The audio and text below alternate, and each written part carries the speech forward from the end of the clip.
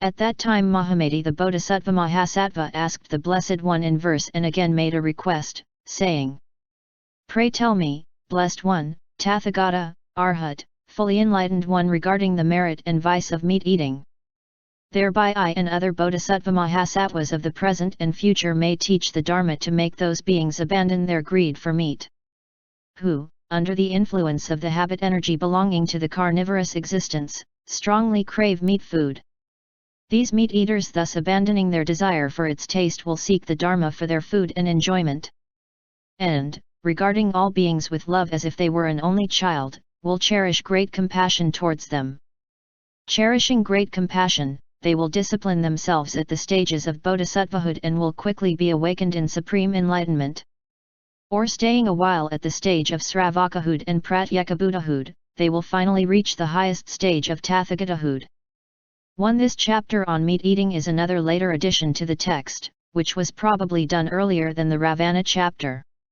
It already appears in the Sung, but of the three Chinese versions it appears here in its shortest form, the proportion being S equals 1, T equals 2, W equals 3.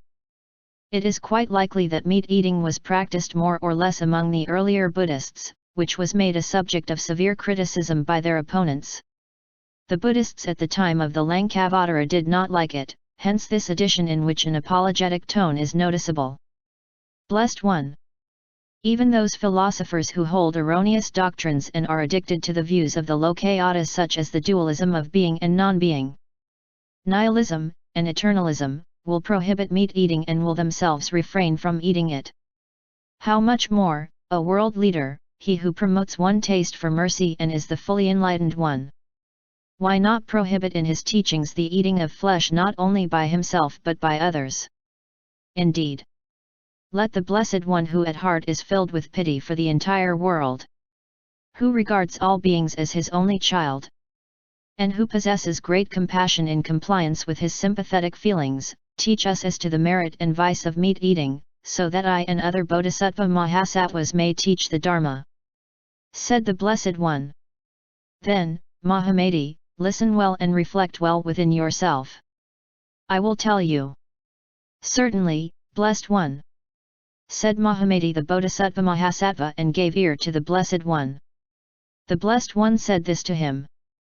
For innumerable reasons, Mahamati, the Bodhisattva, whose nature is compassion, is not to eat any meat. I will explain them. Mahamati.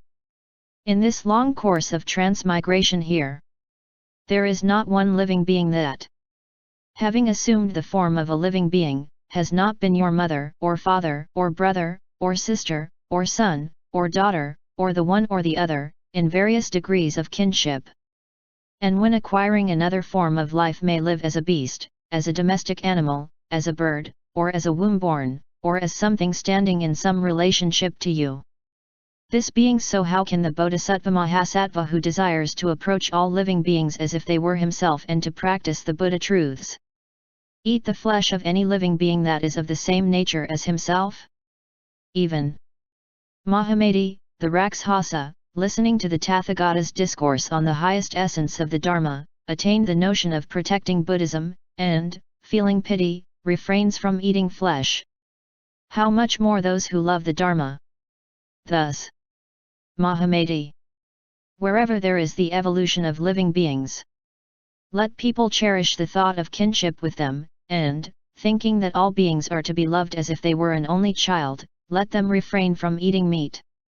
So with bodhisattvas whose nature is compassion, the eating of meat is to be avoided by him. Even in exceptional cases, it is not compassionate of a bodhisattva of good standing to eat meat. The flesh of a dog, an ass, a buffalo, a horse, a bull, or man, or any other being, Mahamati, that is not generally eaten by people, is sold on the roadside as mutton for the sake of money. And therefore, Mahamati, the bodhisattva should not eat meat. For the sake of love of purity, Mahamati, the bodhisattva should refrain from eating flesh which is born of semen, blood, etc. For fear of causing terror to living beings, Mahamati, let the bodhisattva who is disciplining himself to attain compassion, refrain from eating flesh. To illustrate, Mahamati, when a dog sees, even from a distance, a hunter, a pariah, a fisherman, etc. Whose desires are for meat eating, he is terrified with fear, thinking, they are death dealers, they will even kill me. In the same way, mahamati. Even those minute animals that are living in the air, on earth, and in water, seeing meat eaters at a distance, will perceive in them, by their keen sense of smell, the odor of the rakshasa and will run away from such people as quickly as possible. For they are to them the threat of death. For this reason, mahamati, let the bodhisattva, who is disciplining himself, to abide in great compassion, because of its terrifying living beings, refrain from eating meat. Mahamati, meat which is liked by unwise people is full of bad smell and its eating gives one a bad reputation which turns wise people away. Let the bodhisattva refrain from eating meat. The food of the wise, mahamati, is what is eaten by the rishis. It does not consist of meat and blood. Therefore, mahamati, let the bodhisattva refrain from eating meat. In order to guard the minds of all people, mahamati, let the bodhisattva whose nature is holy and who is desirous of avoiding censure on the teaching of the Buddha, refrain from eating meat. For instance, mahamati, there are some in the world who speak ill of the teaching of the Buddha.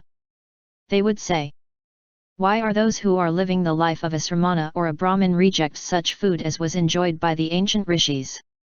And like the carnivorous animals, living in the air, on earth, or in the water, why do they go wandering about in the world thoroughly terrifying living beings, disregarding the life of a sramana and destroying the vow of a Brahmin? There is no dharma, no discipline in them. There are many such adverse-minded people who thus speak ill of the teaching of the Buddha. For this reason, mahamati, in order to guard the minds of all people, let the bodhisattva whose nature is full of pity and who is desirous of avoiding censure on the teaching of the Buddha, refrain from eating meat. Mahamati, there is generally an offensive odor to a corpse, which goes against nature. Therefore, let the bodhisattva refrain from eating meat. Mahamati, when flesh is burned, whether it be that of a dead man or of some other living creature, there is no distinction in the odor. When flesh of either kind is burned, the odor emitted is equally noxious. Therefore, mahamati, let the bodhisattva, who is ever desirous of purity in his discipline, wholly refrain from eating meat. Mahamati. When sons or daughters of good family, wishing to exercise themselves in various disciplines such as the attainment of a compassionate heart, the holding a magical formula, or the perfecting of magical knowledge, or starting on a pilgrimage to the Mahayana, retire into a cemetery, or to a wilderness, or a forest, where demons gather or frequently approach, or when they attempt to sit on a couch or a seat for the exercise, they are hindered because of their meat eating from gaining magical powers or from obtaining emancipation. Mahamati. Seeing that thus there are obstacles to the accomplishing of all the practices, let the bodhisattva, who is desirous of benefiting himself as well as others, wholly refrain from eating meat.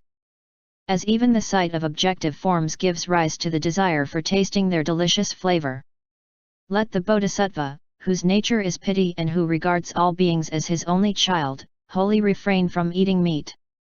Recognizing that his mouth smells most obnoxiously, even while living this life, let the bodhisattva whose nature is pity, wholly refrain from eating meat. The meat-eater sleeps uneasily and when awakened is distressed. He dreams of dreadful events, which makes his hair rise on end. He is left alone in an empty hut. He leads a solitary life, and his spirit is seized by demons. Frequently he is struck with terror, he trembles without knowing why, there is no regularity in his eating, he is never satisfied. In his eating he never knows what is meant by proper taste, digestion, and nourishment. His viscera are filled with worms and other impure creatures and harbor the cause of leprosy. He ceases to entertain any thoughts of aversion towards all diseases. When I teach to regard food as if it were eating the flesh of one's own child, or taking a drug, how can I permit my disciples, Mahamati, to eat food consisting of flesh and blood, which is gratifying to the unwise but is abhorred by the wise, which brings many evils and keeps away many merits, and which was not offered to the rishis and is altogether unsuitable? 1 Delete Pittakadata. Now, Mahamati, the food I have permitted my disciples to take is gratifying to all wise people but is avoided by the unwise. It is productive of many merits, it keeps away many evils. And it has been prescribed by the ancient rishis. It comprises rice, barley, wheat, kidney beans, lentils, etc. Clarified butter, oil, honey, molasses, treacle, sugar cane, coarse sugar, etc. Food prepared with these is proper food. Mahamati. There may be some irrational people in the future who will discriminate and establish new rules of moral discipline. And who, under the influence of the habit energy belonging to the carnivorous races, will greedily desire the taste of meat. It is not for these people that the above food is prescribed.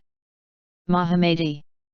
This is the food I urge for the Bodhisattva Mahasattvas who have made offerings to the previous Buddhas. Who have planted roots of goodness. Who are possessed of faith. Devoid of discrimination. Who are all men and women belonging to the Sakya family. Who are sons and daughters of good family. Who have no attachment to body, life, and property. Who do not covet delicacies. Are not at all greedy, who being compassionate desire to embrace all living beings as their own person, and who regard all beings with affection as if they were an only child.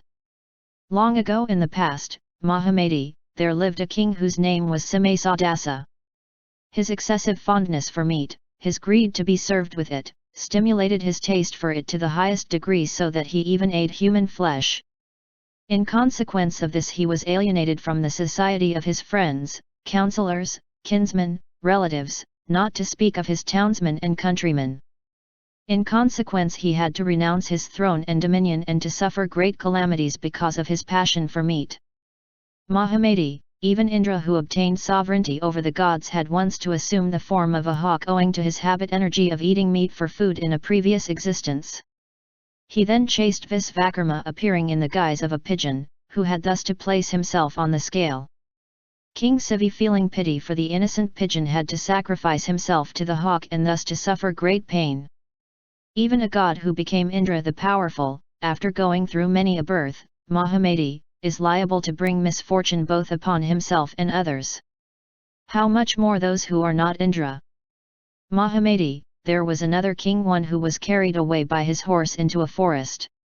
After wandering about in it, he committed evil deeds with a lioness out of fear for his life, and children were born to her. Because of their descending from the union with a lioness, the royal children were called the spotted feet, etc. On account of their evil habit energy in the past when their food had been flesh. They ate meat even after becoming king. End. Mahamati. In this life they lived in a village called Kudiraka. And because they were excessively attached and devoted to meat eating they gave birth to Dakas and Dakinas who were terrible eaters of human flesh.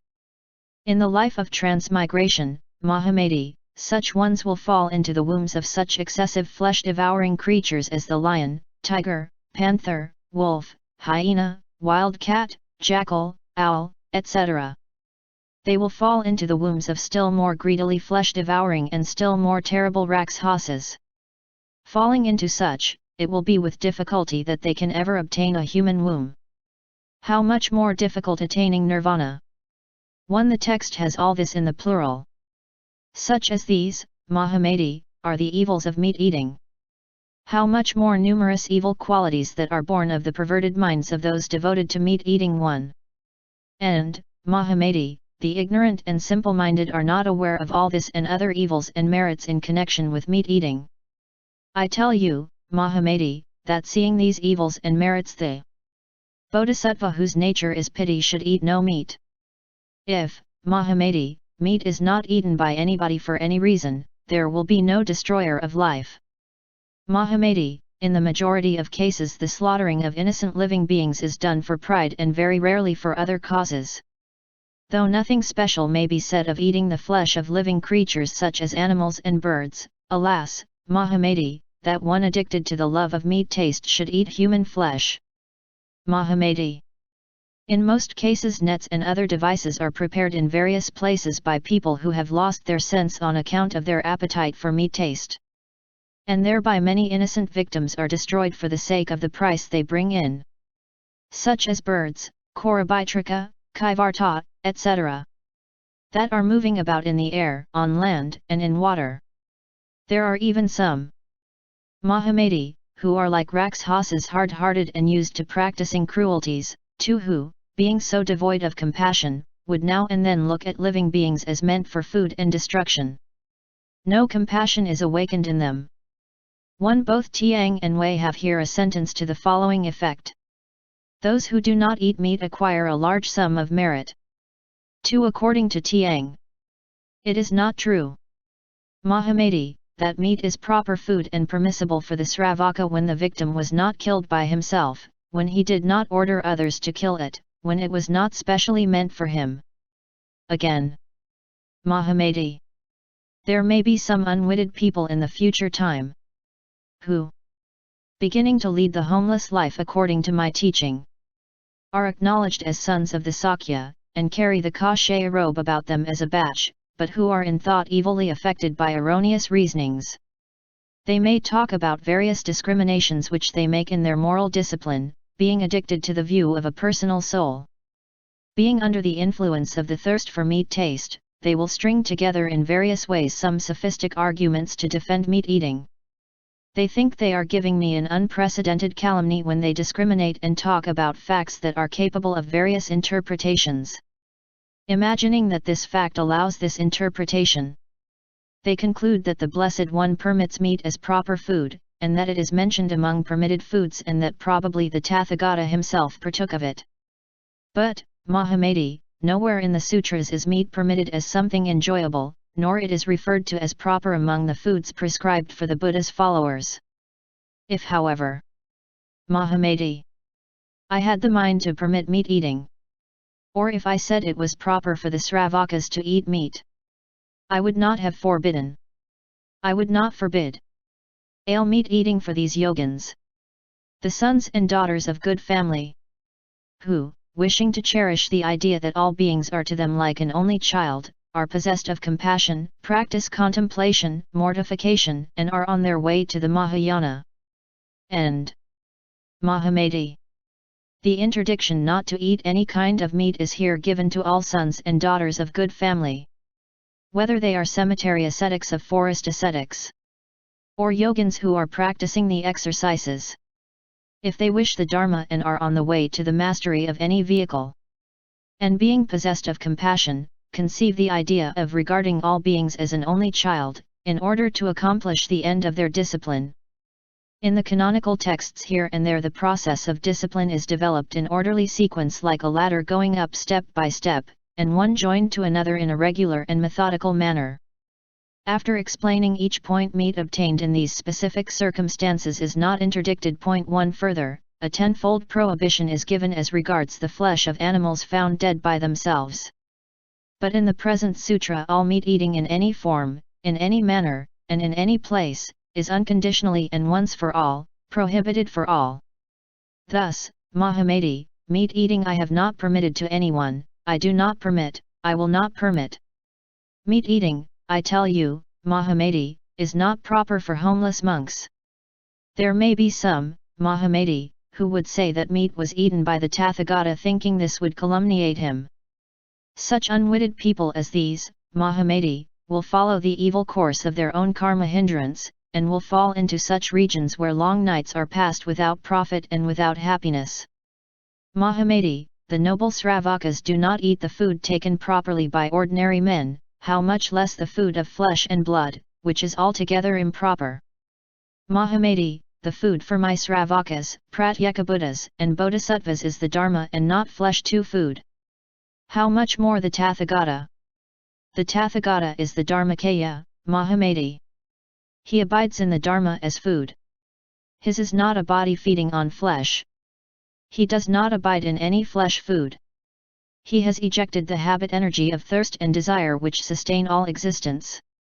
He keeps away the habit energy of all evil passions. He is thoroughly emancipated in mind and knowledge. He is the all-knower. He is all-seer. He regards all beings impartially as an only child. He is a great compassionate heart. Mahamati, having the thought of an only child for all beings, how can I, such as I am, permit the sravakas to eat the flesh of their own child? How much less my eating it? That I have permitted the sravakas as well as myself to partake of meat eating, Mahamati, has no foundation whatever. So it is said. 1. Liquor, meat, and onions are to be avoided, Mahamati, by the Bodhisattva Mahasattvas and those who are victor heroes. 1. The text as it stands requires fuller explanation. 2. Amisra in Tiang. 2. Meat is not agreeable to the wise. It has a nauseating odor, it causes a bad reputation, it is food for the carnivorous. I say 1. This, Mahamati, it is not to be eaten. 3. To those who eat meat there are detrimental effects, to those who do not, merits. Mahamati, you should know that meat eaters bring detrimental effects upon themselves. 4. Let the yogin refrain from eating flesh as it is born of himself.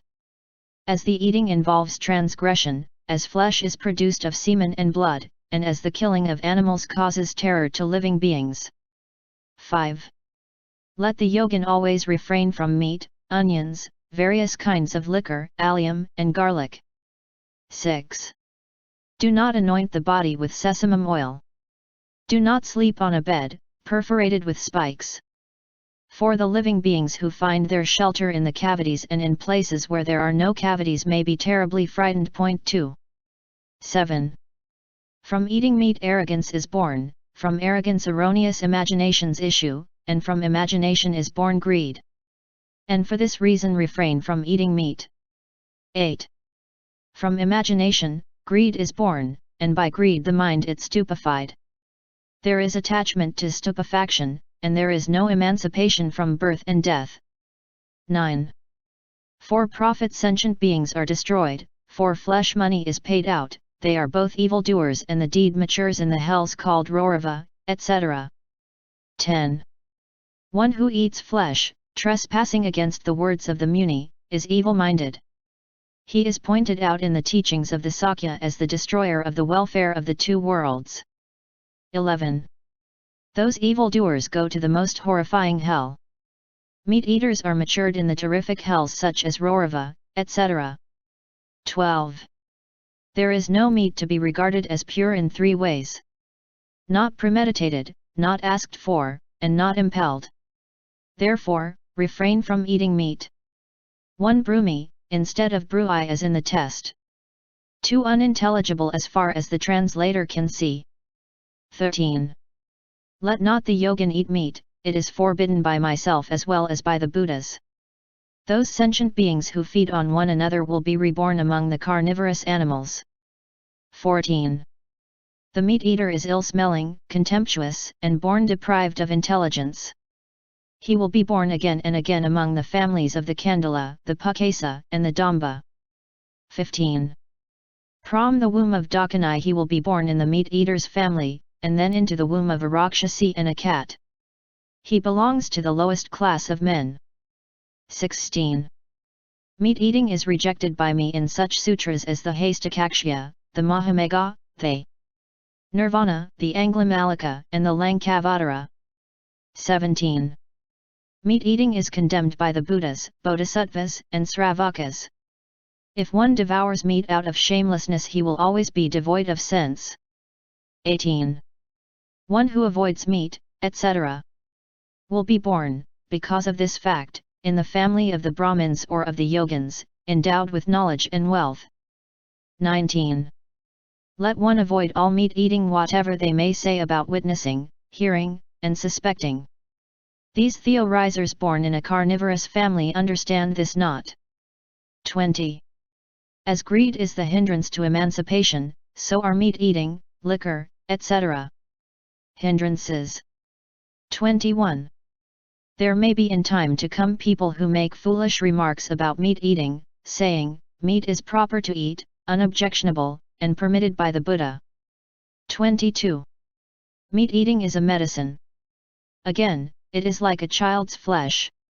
Follow the proper measure and be averse to meat, and thus let the yogin go about begging. 23. Meat eating is forbidden by me everywhere and all the time for those who are abiding in compassion. He who eats meat will be born in the same place as the lion, tiger, wolf, etc. 24. Therefore, do not eat meat which will cause terror among people, because it hinders the truth of emancipation. Not to eat meat. This is the mark of the wise. Here ends the 8th chapter, on meat eating, from the Lankavatara, the essence of the teaching of all the Buddhas. Point 1. 1. For the phrase the essence of the teaching of the Buddhas, see pages 39 to 40.